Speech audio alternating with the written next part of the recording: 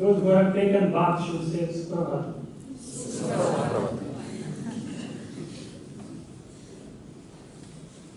In spirituality, this very lofty claim is made that you are neither physical nor psychological.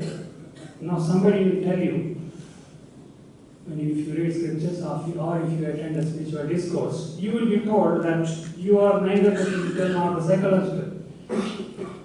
And then you will ask, what am I? Then they will tell you, you are beyond both and you are already that. You have to realize what you already are. It's not that you will become something. You just have to give up that addiction which you have for the physical and psychological, then you will see what you are, Atmanya. Then you will ask, we will obviously ask, okay, how to realize? How to realize that I am not the physical, I am not the psychological? Then people like Ramana Maharshi will tell, no, there is nothing need to be done, you are already that. You don't have to do something. Then we don't understand what they are saying, then we will persist. No, tell us, we have to do something. Give us something to be done, then we will realize. Then they will give you something to do. Now, ironically, that something which is being given to you to be done will have to be physical or psychological. Now, how can you do a psychological thing to realize that you are not the psychology? How can you do a mental thing to realize that you are not the mind? So that contradiction exists if you don't probe into the yoga philosophy. This contradiction will exist and you won't make sense of it. How to do something within the mind and transcend the mind. How to realize I am not the mind by doing something within the mind. Because whatever yoga practice is given is necessarily physical or psychological. They will ask you to do something with the body or the mind. So how can you do that and transcend the mind? Currently, our psychology is in such a state that it has thousands of hands, it has grabbed onto thousands of things, and many of them have become automatic, many of them have become what we call a subconscious. We don't even know we are holding it. See, when you hold something, and you forget that you are holding it, then it becomes a part of you. You start thinking that it is you. You no more think that you are holding it. Somewhat you get the delusion that it is me. Because you don't want to let it go. The holding has now become a compulsion. So currently our mental situation is such that we are holding on to hundreds of things, what we call as personality or whatever it is. We are holding on to certain things, but the problem is we don't know how to let it go. So therefore, yoga will first tell you, instead of holding on to hundreds of things and then losing the ability to let go, because if it becomes a compulsion, you will start thinking that it is you. So instead of holding on to thousands of things, hold on to one thing. When you consciously hold on to just one thing, intensely, strongly and deeply, then naturally all the other things which you are holding on to subconsciously will have to be let go. You have to let go of them. It happens even in the case of the body. For example, if there is tension within your body, tension in the sense there is some rigidity, the mental stress, whatever we call, has percolated to the body, and when you do Shavasana, your palms are not relaxed, there is some slight mild tension there. We see it very often when we give DRT classes. Your palms are not completely relaxed, there is some rigidity in your fingers. That implies that subconsciously you are still holding, and it is showing even in the physical body. So what can be done for this? Now, if I tell you, concentrate only on your right hand, tighten only your right hand, go on tightening only your right hand, concentrate on your right hand so much that your entire being is now in the right hand, automatically left hand has to become loose. Subconsciously you would have been holding your left hand earlier. Now if your entire energy is focused on the right hand, automatically you will have to let go of the left hand also. That subconscious tension has to be released. So this is the first half of yoga, concentrating on one thing. That is not the end of yoga. Concentration is not the end of yoga, it is the beginning of yoga. Or in technical terms, it is called as Ekagra Bhumi. In the beginning, both left hand and right hand were subconsciously tight. So now what you did is consciously you tightened right hand only.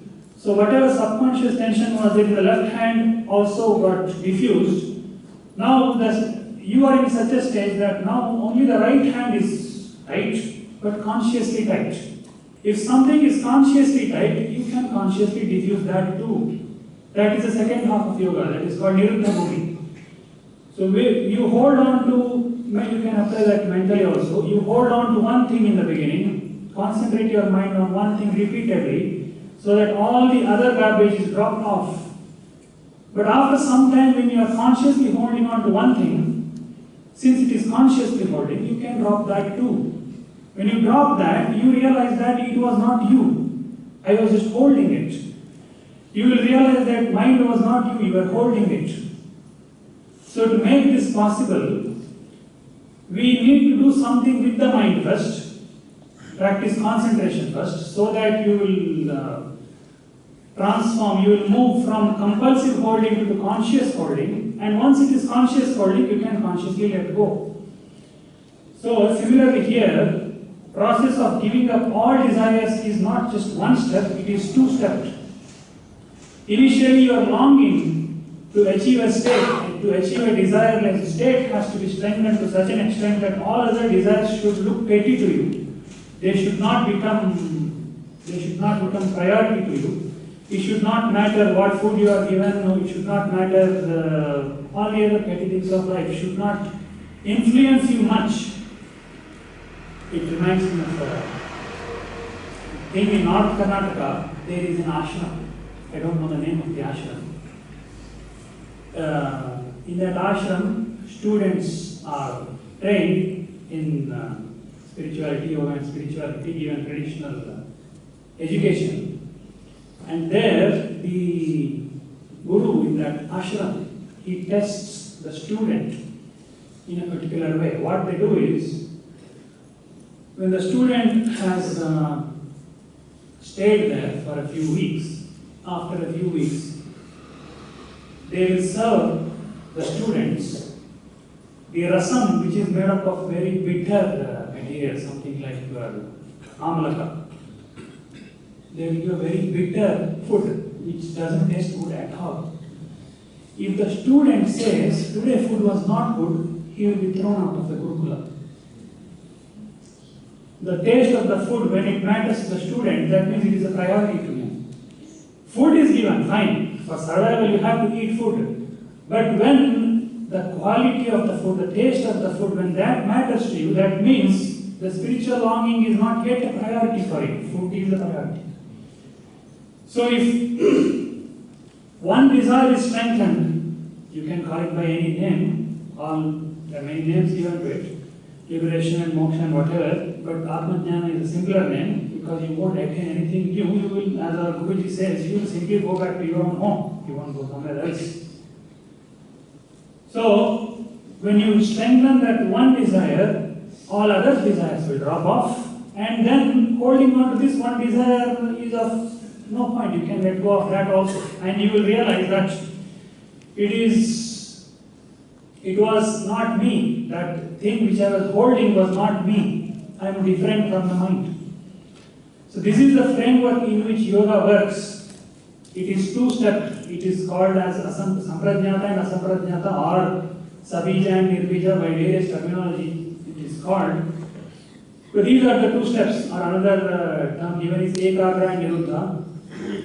Or in Yoga Vasishtha, if you go, they call it as, they say that you have to strengthen your Shuddha Vasanas. There are impressions within your mind, and initially you have to work with them. You cannot directly say, I will go beyond all impressions, all Vasanas. What is the first step? So the first step is you have to strengthen the Shuddha Vasanas. Or if you say it in terms of gunas, you have to strengthen the Sattva Guna. So when Sattva Guna is intensified, Sattva Guna is non-sticky. To give a metaphor, if there is oil on your hands, what do? Do you directly apply water to wash it off? If there is sticky oil in your hands, how do you wash it? You put soap. When you put soap, that soap will extract the oil, it will make it non-sticky. But is it done? Now you have to apply water.